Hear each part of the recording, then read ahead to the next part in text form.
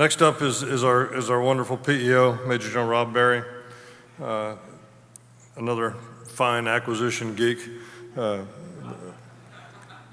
I tell everybody, and my boss when I used to be somebody, used to get mad at me, was the secretary, was that we get things done in spite of the process, not because of it. The bureaucrats and the paper graders in the building, what our PMs and what our CFT and all they're doing is embracing things and pushing through and forcing the system to support the needs of our warfighter. Rob is one of those that just is undying in his support for that, overcoming that process. So Rob, the stage is yours, my friend.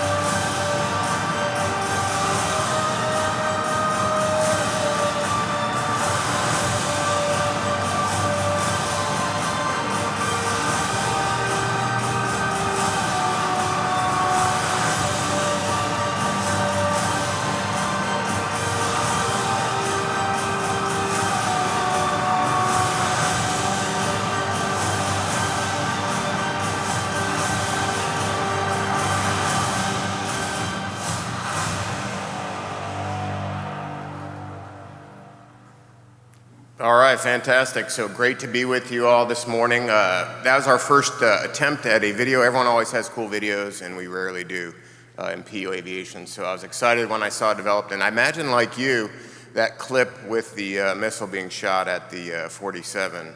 I did a little bit of this as the missile was, but it ended well, and that's obviously our objective. It's great to be with you all. Always a pleasure. An honor to be able to spend some time with you, so I will endeavor to keep it value added. And as always, it'll be focused on delivery of capability like we do in PEO Aviation. So next slide, please. We want to start off with a nod towards our 40 years. We've heard it a lot, and I think sometimes we get enamored with talking about the future, and we should be. And we should be focused and have it as a priority, and that'll be a theme of what I talk about today. That while we are focused on a priority for our future development and our modernization, we must keep an eye on these platforms that are on the screen. So what's common amongst these are they were around when we started as a branch and they are still in our formation today. So I'm always careful to not put dates and number of years that we will operate a system into the future. But what I will say is history is usually a pretty good guide. And if you look at our historical operation of aircraft, we are going to be operating these aircraft well into the future. And part of what I want to talk about is how we are making sure we are reducing risk on that activity across PEO Aviation. So next slide, please. The thing that will remain unchanged, you saw it on the previous slide down in the corner, and you see it in every one of these pictures, is that support for the soldier that you saw. So whether we are maintaining readiness and relevance of our enduring fleet of aircraft, or whether we are developing a future system, the first idea and central premise of any of that design, development, and delivery is on support to our warfighters on the ground. You see that here. And we also have supporting, and we do that in collaboration with my good friend General Connor and that team from AMCOM that we heard from just before now. So that mission remains unchanged. Next slide, please. What is also modified but largely unchanged are our enduring lines of effort inside our project offices, and all of our project offices execute all three of these lines. So we're doing that modernizing and equipping while we're maintaining a ready fleet of enduring aircraft. We're building on our international partners, working with our old friend Mr. Pat Mason as DASA DEC now, to make sure that we continue to deliver capability to our international partners. It's equally important as our own delivery, as maintaining our alliance and partner strength as well. And then that last line of effort, although first in our hearts, is talent management, making sure we not only bring in and retain talent, but that we train and make sure they can execute an agile acquisition pathway as we move forward into the future. So next slide, please. Obligatory face chart is going to come where you all, what I want you to understand is where our center of gravity is, please, on the next slide. Where everything is executed inside PEO Aviation is down at our project management offices. So the folks you all want to meet with, and you've probably seen it from me, if I talk to you, I say, the person you really need to talk to is X, if it's about a specific platform. And inside those 10 project management offices, each of them has a very specific and targeted mission set that they execute. One of our challenges is making sure that that historical culture of execution at the project management offices, that those folks come up for air and they're able to see what we're trying to do more broadly across the enterprise.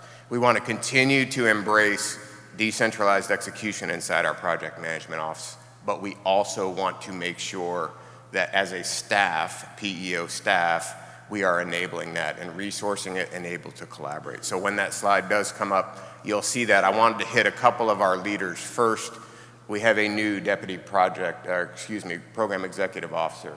Right next to me up on that slide, Rodney Davis. Thanks for the slide. He will be officially designated as an SES, although it's already getting paid on Monday at Redstone Arsenal. So if anyone that's around 11 o'clock at Bob Jones, we'd love to have you for that. We're very thankful to have that transition. I'd also want to highlight a command now. Chief Warrant Officer and Sergeant Major are second in the team. So if you don't know Carlos Loaiza, you don't know John Ulmer, I'd encourage you, please, they are here in the front. Raise your hands, guys. If you don't know them, get them. We appreciate the support of the branch and having had them. And Jimmy, see you up front, giddy up. They are massive value added to our formations. We have not had them in the past, and NCOs as well inside each of our project management offices. We're very thankful for that. Matt Anderson as well on the PEO staff, helping us coordinate with our reserve components 2 and 3. And then Rod Bellows, I want to highlight as well. I think Rod's in here. Our chief of staff was also in one of General Hokinson's videos.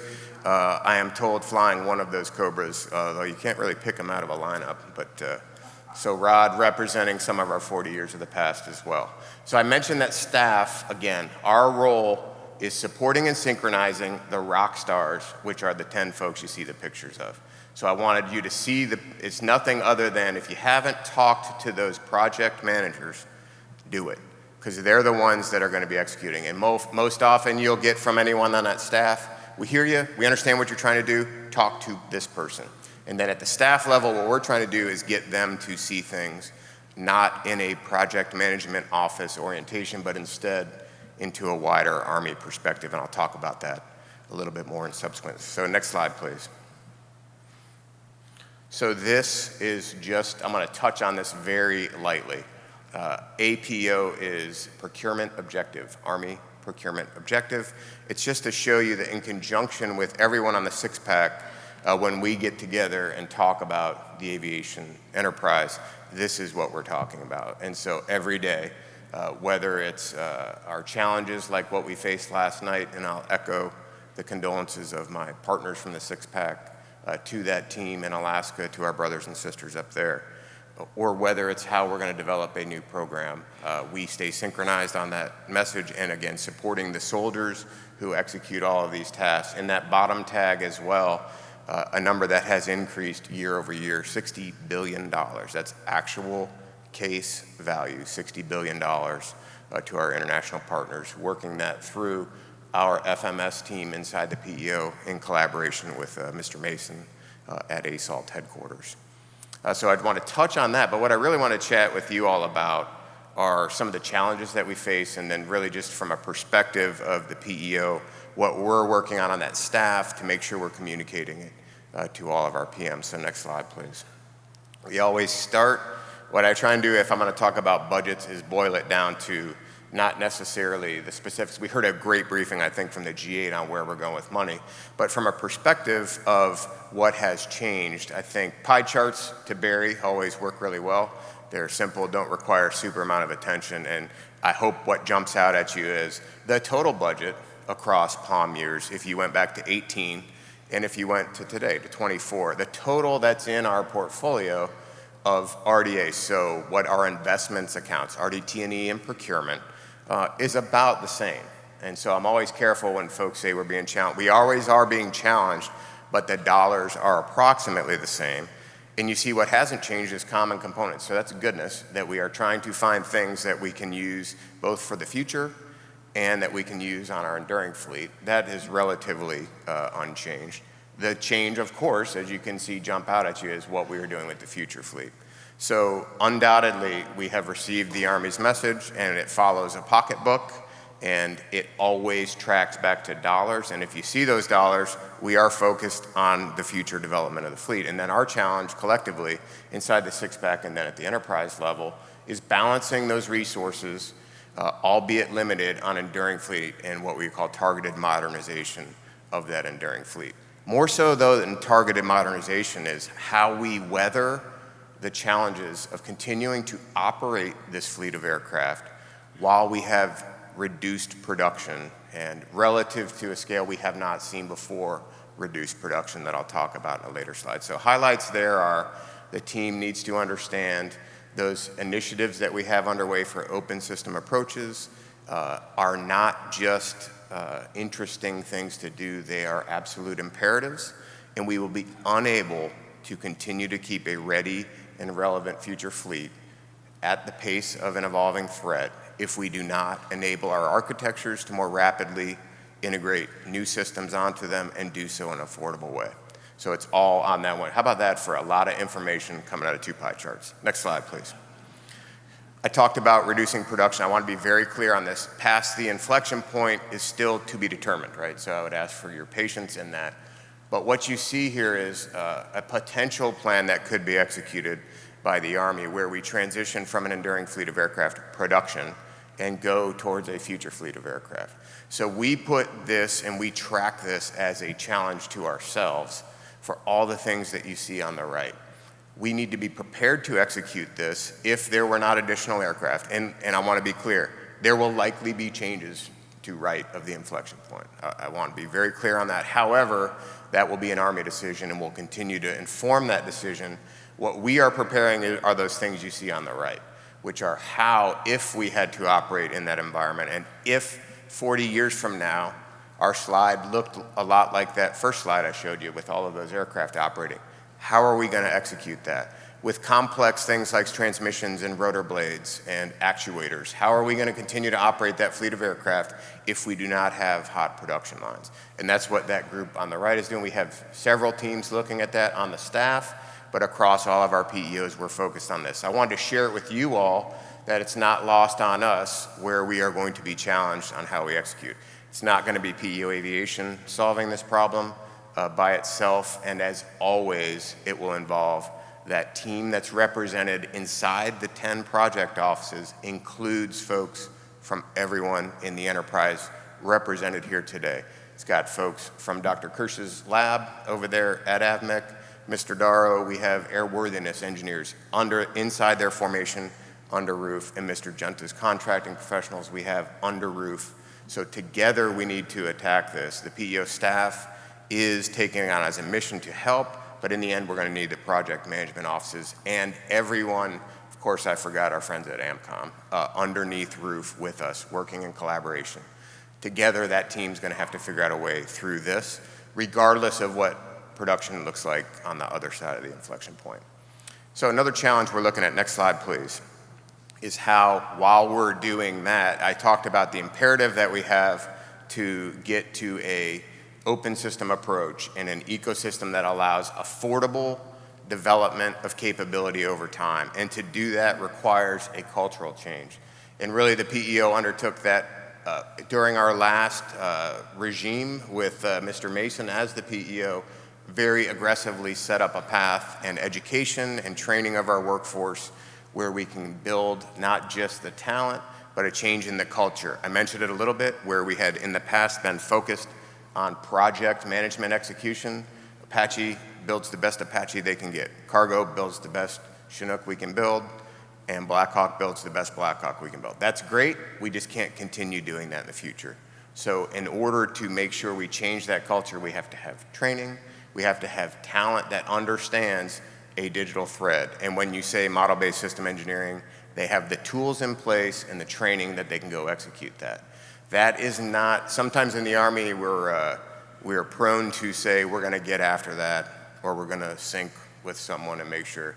This is not getting after it, it's not syncing with someone. It's rolling up your sleeves, understanding an immense amount of technical detail, and really being a subject matter expert in something that is a very challenging position. So we're proud of the work that's gone into that across the enterprise, and we will have to have that as we go forward. We understand that technology alone does not translate to digital engineering, and that we have to have expertise and we have to have trained personnel.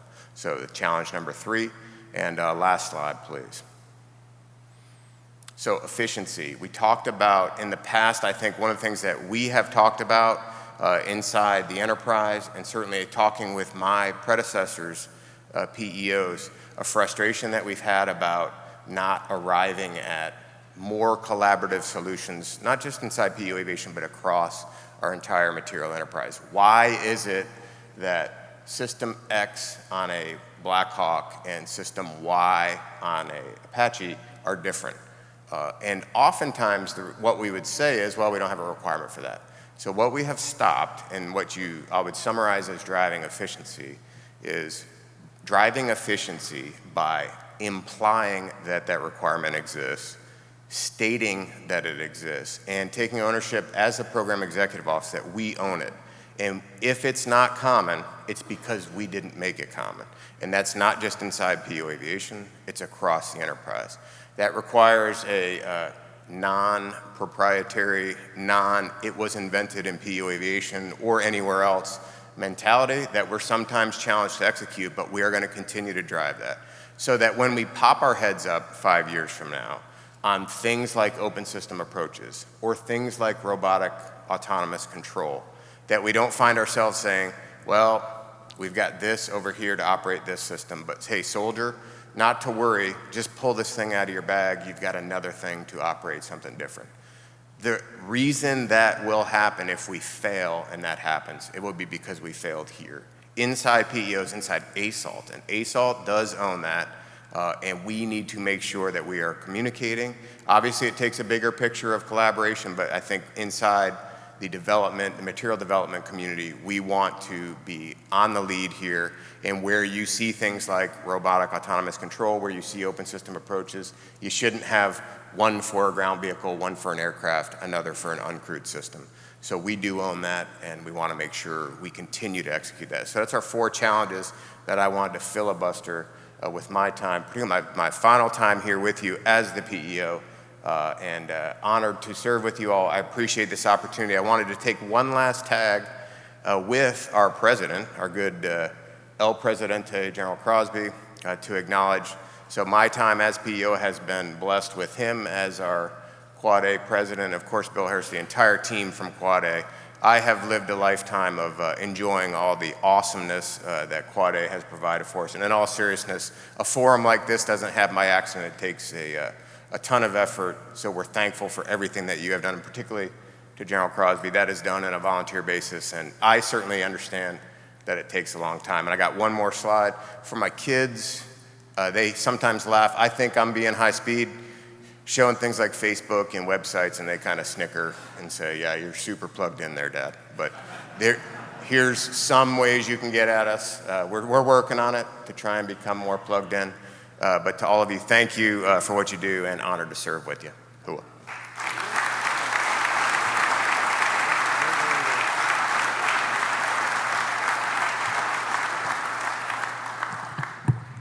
I'm gonna make you mad at me. You know, too many times when we recognize people, we wait till they leave. And I like, tried to change the mantra to recognizing people just for their contributions to things. Debbie, will you join us up here on the stage?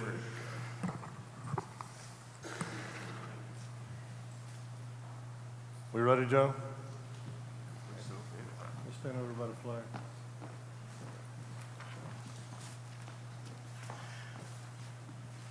Would you please rise? Appearing before a most arduous and discriminatory committee of tried and proven Army aviators and aviation patriots, be it known that Robert L. Barrie, Jr. was tested and found worthy of special recognition for significant and outstanding contributions to the community of Army aviation, and is hereby inducted into the Honorable Order of St. Michael Gold Award. The Archangel St. Michael is the embodiment of courage, justice, and gallantry. So too, the aforementioned individual embodies these qualities and represents excellence in Army aviation.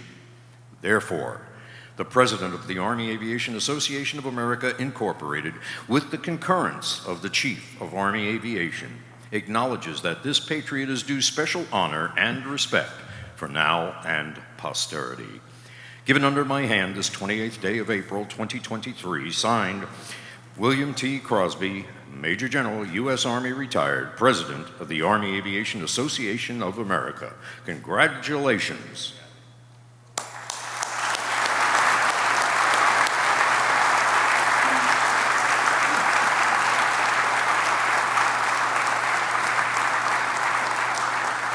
All right, so extremely briefly, so got me. We got Joe earlier in the week for those who see it. So yeah, what an incredible honor. I'm a bit speechless. Doesn't happen often, but yeah, honored to serve with you. I sincerely appreciate that, General Crosby. And again, I'll accept it on behalf of that team of great patriots that we have in PEO Aviation and everyone I've served with through my career. So thank you very much. Giddy up.